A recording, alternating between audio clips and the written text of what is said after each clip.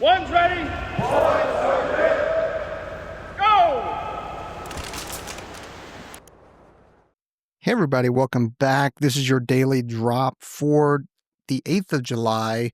It's brought to you by Ataclite. If you head over to onesready.com, move over to the top right-hand side where it says prep, and then scroll down to partner discounts. It'll take you to our partner discount page. Now, scroll down, and it'll be your second one, and that is Ataclite. Any of those hyperlinks, if you click on it, it's going to take you to their site. And as long as you don't have pop-up blockers enabled, it's going to pop up a generic code for you to use so that you can get a discount. You're going to want that if you're looking for high volume masks, rocket fins, Alice rucks, ropes to tie underwater, and all that kind of good stuff, right? They've got everything you need to get you on the way to going Aspect War, Buds, Ranger, Special Forces Assessment and Selection, or just get better all in general. So make sure you do not miss out on that discount. All right, joy news. Hegseth vows to restore warrior mentality and raise standards in sweeping military transformation. The Defense Secretary, Pete Hegseth, outlined plans to restore a warrior ethos within the military by ensuring troops maintain high physical standards. He praised President Donald Trump for setting the tone with recent operations and highlighted efforts to protect nuclear facilities from Iran. Yeah, I agree. And sometimes that's what's going to need to be done. And that's why, we always say that you need to be ready. Readiness looks different and it fluctuates from time to time. We've often said like how bad I would feel or how guilty, survivor's guilt I would have if there was, a burning car or somebody was drowning and I wasn't physically fit or mentally prepared to go get that person out of that drowning situation or go get somebody out of that burning car. So it's always being in a state of readiness. Next, U.S. troops on the ground in L.A. immigration enforcement operation. U.S. troops were deployed to MacArthur Park in Los Angeles as part of the immigration raid, with a DoD official noting their role in supporting federal agents. Troops in Humvees were informed of rules of engagement prior to entering the area amid coordination with the local officials. I haven't seen anything. Excuse me. Hopefully you guys didn't catch that sneeze. I didn't actually see anything about this, and I'm sure that if there was some, I say that, but I'm sure that there's some stuff online saying that it's bad in social media and all that kind of stuff. But what I haven't seen is DoD members actually putting hands on people, other than just kind of, backing them away and make sure that there's a secure perimeter. That's the only kind of stuff I have seen.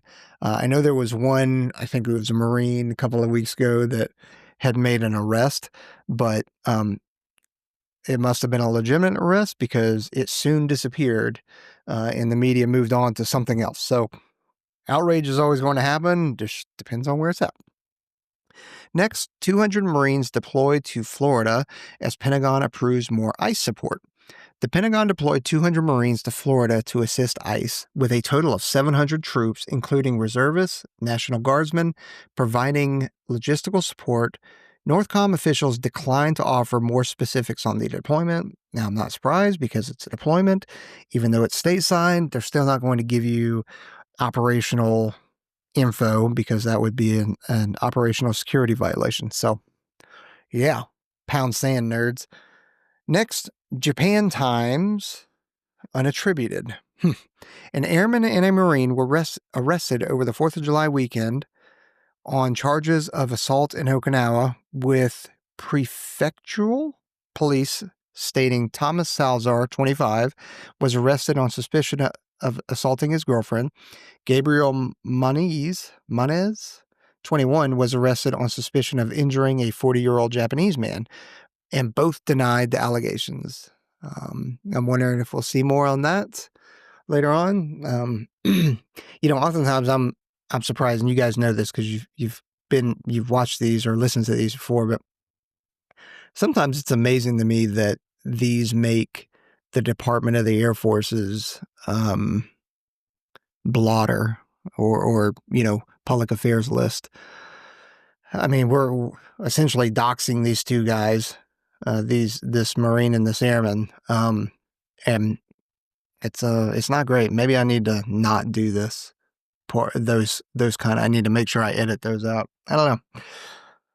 I'm not breaking any rules or anything. I just for the sake of them. All right, next, Air Force news. Air Force fighters control semi-autonomous drones in crucial test. Air Force tested pilots' ability to command XQ-58 Valkyrie drones in an air combat training scenario near Eglin Air Force Base. The test flight demonstrates semi-autonomous capabilities to enhance human-machine teaming and improve combat effectiveness. Man, I would love to see the report on that and see how it actually went.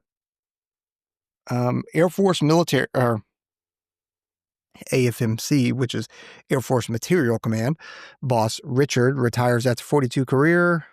You guys don't care about this. Congratulations on your retirement, General Duke Richard. 13 retired 4-stars urge Congress to fund E-7 and more F-35s. 13 retired Air Force general officers, including 6 former chiefs, called on Congress to support funding for the E-7 Wedgetail and additional F-35 Joint Strike Fighters. They expressed concerns that they delay these could undermine service members' readiness and combat capabilities.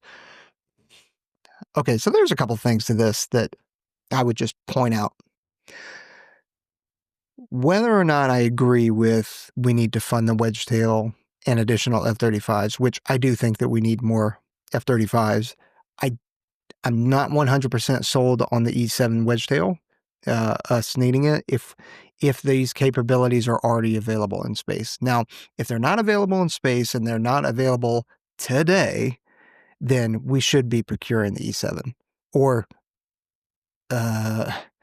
if they're not available by the time, if the space assets are not available by the time the E-7 would be fielded, then we should continue with the E-7. What I would say is you ask some questions. These 13 retired 4-star generals, who do they work for now? What are their ties? Because if they are with any of the big companies that make the E-7 and the F-35, then you got to wonder, why are they so invested in it? You know, is it for the good of the country? Maybe. Is it to line their pockets? Also maybe. So, you know, it's tough, man, because it's all politics at the general officer level, you know, 1, 2, 3, and 4 stars. And like there's already been many generals that have been caught with corrupt stuff going on and under the table dealings. So I'm always wary when I see 4 stars. Like that doesn't, like that's a big deal to a lot of people. Like, oh, well, the general officer and the general saying this and he wants this and stuff like that. I'm always a bit more skeptical of it than people, because a lot of times they're detached and they don't know what's going on. You know, they tend to make decisions based off half truths and zero data to back it up, especially when you start asking why, and then you ask why again, and then you may ask why for a third time, and there's no answer. So next, Air Force Academy cutting 140 positions. The Air Force Academy's plan to cut 140 positions to address a $10 million budget shortfall, with 36 employees in unfunded positions potentially moving to other roles. The Academy may adjust degree programs to support autonomous aircraft and engineering studies. If you guys don't know what unfunded positions are, 36 employees in unfunded positions. So unless this is written incorrectly, 36 government civilian employees, they are what's called overhires. So you can take from your baseline budget and you can pay to have an additional civilian there. And they are actually a government civilian that has certain authorities and certain benefits and entitlements and that kind of stuff, versus hiring a contractor where the contractor works for, you know, pick a company, XYZ company, right? Although they are by proxy working for whatever organization or whatever unit hired them. and they are costly, that's for sure. So I'm not surprised by that. The Air Force Academy is definitely on a struggle bus in more ways than one right now, and it's sad to see. I don't celebrate it. It's not something I want to see. I want the Air Force Academy to do well, and all the cadets that are out there to listen to this, I want you guys to do well. It only makes the Air Force in America much, much stronger to have you guys kicking ass out there. But right now, just some of the things that are going on at the Academy, it's sad. Next, Air Force Base in Alaska is top choice for military's first nuclear microreactor. Hell yes, can't wait for this. Eielson Air Force Base in Alaska was selected as the preferred site for a nuclear microreactor, with the DoD officials aiming for operational status by 2028. Oklo's original license, that's OKLO, original license application was rejected due to incomplete data, but the executives plan to reapply. All right, next, Space Force news. Space Force awards Boeing $2.8 billion deal to deliver next-gen nuclear communication satellite. Space Force awarded Boeing $2.8 billion contract to modernize Defense Department communications, including design and delivery of initial operational satellites. The award supports a diverse constellation capability for ESS, I don't know what ESS stands for, and is the first step in a phased approach. Space Force cancels major tactical Satcom competition. Space Force canceled a competition for the Protected Tactical Satcom or Satellite Communications Resilient program. Man, opting to focus on PTS prototypable,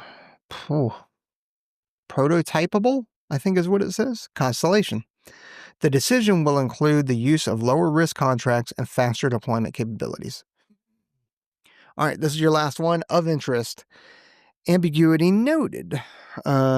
Mixed topics include cyber. This is nothing. This is just AI freaking BS. Because you guys know, if you don't know, I basically take the 10-page report that Public Affairs puts out, that are, each one of these are large paragraphs, and I put into AI and have it truncate it and make it more concise.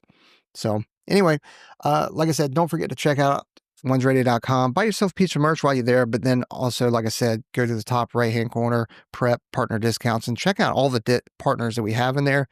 We're constantly adding more and then taking some away. Well, actually, I don't think we've taken anybody away in a while, but yeah, get yourself a discount for sure. All right, see you.